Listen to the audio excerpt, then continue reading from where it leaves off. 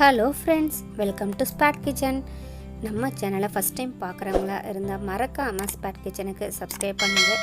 இன்றைக்கி நம்ம சேனலில் நம்ம பார்க்க போகிறது சென்னா மசாலா எப்படி பண்ணுறது அப்படின்னு தாங்க பார்க்க போகிறோம். இதுக்கு சென்னாவை ஒரு 3 மணி நேரம் நல்லா ஊற வச்சு அதை அவிச்சு எடுத்து வச்சுக்கோங்க.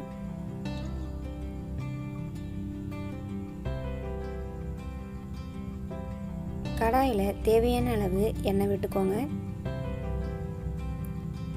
இதில் பட்டை, லவங்கம், பிரிஞ்சால் இலை, கிராம்பு இதையெல்லாம் போட்டு கொஞ்சம் லைட்டாக வறுத்துக்கோங்க. இது கூட 1 ஸ்பூன் அளவு பெருஞ்சீரகம், 1 ஸ்பூன் அளவு சீரகம், கொஞ்சமாக மிளகு, இது 3ஐயும் சேர்த்து கொஞ்சம் லைட்டாக வதக்கிக்கோங்க.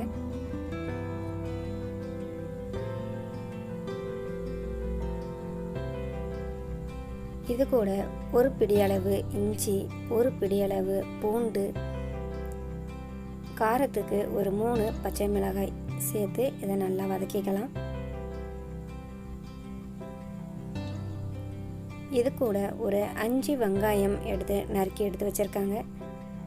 நீங்கள் எந்த அளவு மசாலா செய்யணுமோ அதுக்கேற்ற மாதிரி நீங்கள் வெங்காயம் எடுத்துக்கலாம்.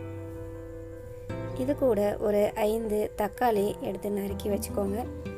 அதையும் இதோட சேர்த்து இதை நல்லா வதக்கிக்கோங்க.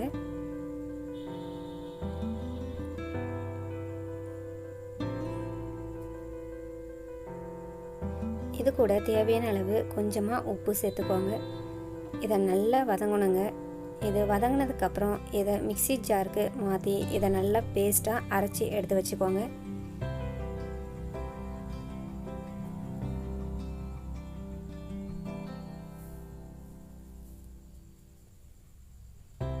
சென்னா மசாலாவுக்கு தேவையான மசாலா நம்ம ரெடி பண்ணியாச்சு. இப்போ எப்படி இதை தாளிக்கலாம் அப்படின்னு பார்க்கலாம்.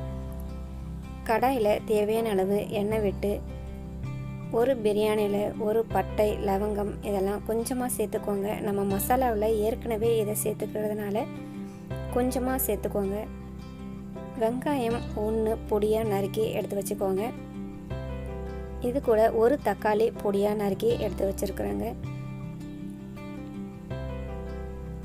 இது ரெண்டையும் சேர்த்து நல்லா மிக்ஸ் பண்ணி வதக்கிக்கோங்க. இது நல்லா வதங்கினதுக்கப்புறம் நாம் அரைச்சி எடுத்து வச்சுருக்கிற மசாலாவை இதோட சேர்த்துக்கலாம்.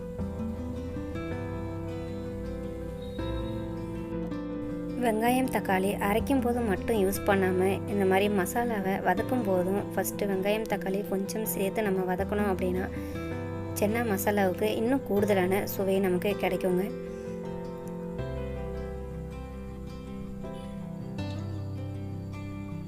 வாசனைக்கு கொஞ்சமாக கருவேப்பிலை சேர்த்துக்கோங்க.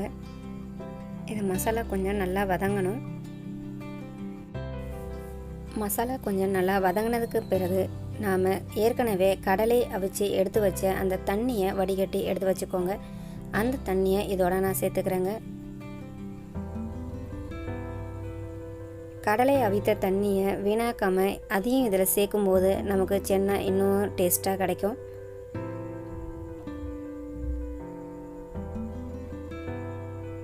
மசாலா நல்லா கொதிச்சிடுச்சு. இதில் காரத்துக்கு 1 ஸ்பூன் அளவு தனி மிளகாய்த்தூள் சேர்த்துக்கோங்க. கலர் வேணும் அப்படின்னா நீங்கள் காஷ்மீரி சில்லி பவுடர் கூட இதில் நீங்கள் சேர்த்துக்கலாம். இது 1 நிமிஷம் கொஞ்சம் கொதிக்கட்டும். இப்போ 1 நிமிஷம் கொதி வந்ததுக்கு பிறகு நாம் எடுத்து வச்சுருக்கிற சென்னாவை இதோட நாம் சேர்த்துக்கலாங்க.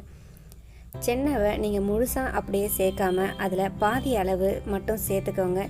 மீதி பாதி அளவை நாம் மசிச்சு இதோட சேர்த்துக்கணுங்க. அப்போ தான் சென்னா நமக்கு சூப்பராக கிரேவி மாதிரி கிடைக்கும். நம்ம சாப்பிடும்போதும் ரொம்பவும் டேஸ்ட்டாக இருக்கும். பாதி அளவு சென்னாவை நான் மசிச்சு எடுத்து வச்சுருக்கேங்க. அதை இதோட சேர்த்துக்கிறேன்.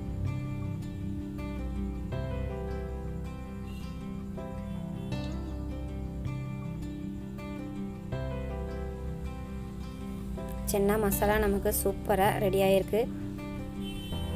இதை பார்க்கும்போதே சாப்பிடணும் போல் இருக்குங்க. இந்த மாதிரி நீங்கள் ஒரு தடவை வீட்டில் செஞ்சு பாருங்கள், ரொம்பவும் டேஸ்ட்டாக இருக்கும். இந்த சென்னா சப்பாத்தி, பூரி, நான், இட்லி, தோசை எல்லாத்துக்குமே நீங்கள் சாப்பிடலாங்க. இதில் கடைசியாக ஒரு ஸ்பூன் அளவு சென்னா மசாலா இருந்துச்சுன்னா நீங்கள் இதை சேர்த்துக்கலாம். இது ஆப்ஷனல் தாங்க. இல்லை அப்படின்னா நீங்கள் இதை சேர்க்கணுன்னு அவசியம் இல்லைங்க. உப்பு நீங்கள் பதம் பார்த்து தேவைக்கேற்ற மாதிரி இதில் சேர்த்துக்கோங்க.